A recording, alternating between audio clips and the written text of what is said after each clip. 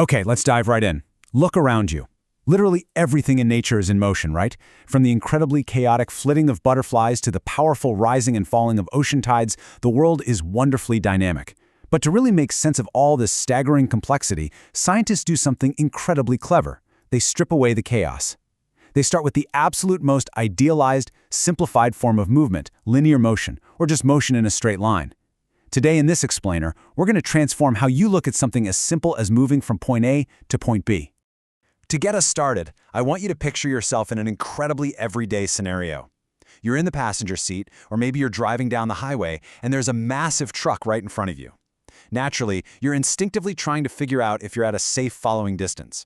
Which, of course, brings up a very real, very high-stakes question. How much distance should we actually maintain to avoid a collision if that truck suddenly slams on the brakes? And does that safe distance change depending on the speed you're traveling? Answering this isn't just guesswork, folks. It's the fundamental physics of motion at play. So here's our roadmap for the explainer today. First, describing position in motion. Second, distance versus displacement. Third, calculating average speed. Fourth, adding direction, average velocity. And finally, feeling the jolt, acceleration. Let's start building this block by block. All right, section 1, describing position in motion, setting the map. So before we can even talk about moving, we have to know how to pinpoint exactly where an object actually is at any given instant. The rules here are simple but super strict. First, you absolutely need to fix a reference point. We call that the origin, or O. Then you measure the distance from that origin.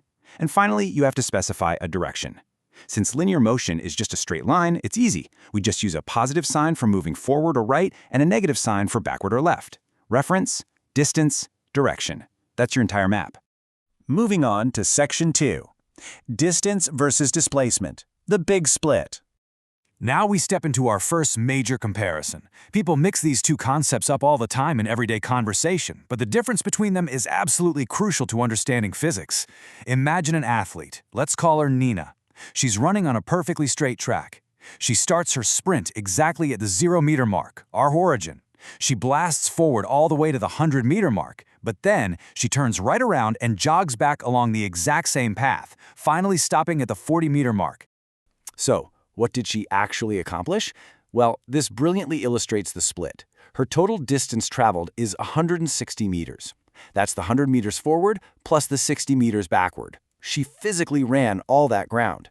But her displacement? That's a mere 40 meters. Displacement only cares about the gap between her starting point and her exact ending point. That is a wild numerical difference, isn't it? And that leads us to the formal definition.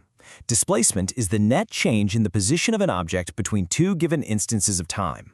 Unlike distance, which is just ground covered, displacement needs both a magnitude, the number itself, and a specific direction. It's a vector. Think of it like an arrow pointing straight from where you started to exactly where you ended up. Let's lock this in with a really quick vertical ball toss exercise. If you throw a ball straight up in the air to 40 centimeters, its distance is 40 and its displacement is 40 centimeters upward. But watch what happens as it falls back down. The total distance traveled, it just keeps increasing, but the displacement actively drops back down, eventually returning to exactly 0 when it hits your hand. If an object turns back, displacement is always, for sure, going to be less than the total distance traveled. Which brings us to section 3, calculating average speed, adding time. All right, we've mastered distance versus displacement. Time to shift gears. Let's introduce the element of time into our equations so we can figure out how fast an object is changing its position. We define average speed simply as the total distance traveled divided by the time interval it took to cover it. Notice that phrasing, total distance. Since distance doesn't care about direction, average speed doesn't either. It just tells you how fast you're moving, plain and simple. To give you an idea of how universal this is, check out this brilliant math problem from a 14th century Indian text, the Ganita Kamudi. Two postmen are walking toward each other. Step 1. The total distance is 210 yojanas. That's an ancient unit of distance. Step 2. One walks 9 yojanas a day, the other 5, so their combined speed is 14 yojanas per day. Step 3. 210 divided by 14 means it takes them exactly 15 days to meet. Boom. Ancient mathematicians flawlessly tackling relative speed using the literal exact same logic we use today. Let's move to section 4, adding direction, average velocity. Now, speed is great if you just want to know how postmen cover ground, but in the real world, we often need to know exactly where an object is going. Enter velocity. Look at these two formulas side by side. Average speed is total distance over time, but average velocity? That is displacement over time. Because velocity is built on displacement, it's the rate of change of position. It fundamentally cares about your net progress and your direction. Let's apply this real quick. Picture a swimmer, Sarang. He's in a 25-meter pool, swims to the other end, comes back. That's a 50-meter round trip, and let's say it takes him exactly 50 seconds. 50 meters divided by 50 seconds gives us a perfectly logical average speed of 1 meter per second. But here is the massive twist. Because Sarang ended exactly where he started, what's his displacement? 0. And 0 displacement divided by 50 seconds means his average velocity is exactly 0 meters per second. Even though he was swimming fast, burning calories, his net change in position over those 50 seconds was absolutely nothing. Crazy, right? Okay, finally, Section 5, Feeling the Jolt, Average Acceleration.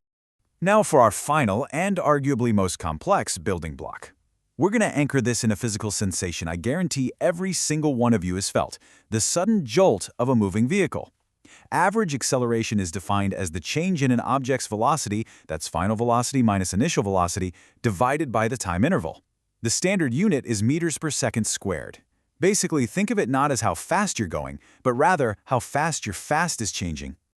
So here's the thing. Acceleration isn't just going fast. It happens anytime velocity changes its magnitude. So, speeding up or slowing down. But remember, velocity includes direction. So acceleration also happens if you simply change the direction of your motion. If a car speeds up, the average acceleration aligns with the velocity. If it slams on the brakes, the acceleration opposes it. That violent opposition? That is the physical jolt you feel throwing you forward against your seatbelt. Let's bring this back to the real world. Car manufacturers famously measure average acceleration with 0 to 100 kilometers per hour tests. A typical everyday car A might take 10.5 seconds to hit that final velocity. But a high-end sports car B, it does the whole shebang in a blistering 3.2 seconds. The sports car has a significantly higher average acceleration because its rate of changing velocity is just so much steeper. And honestly, that brilliantly ties together everything we've covered in this explainer today. So I want to leave you with a provocative physics riddle directly from our source material. If you drive your car to the store and then back to your exact same driveway mathematically, your displacement is 0. So does the fuel used in your car depend on the total distance you traveled or your displacement? I'll let you ponder that one. The difference between the path you take and the net result is the entire foundation of linear motion. Keep wondering and keep looking closely at the motion all around you.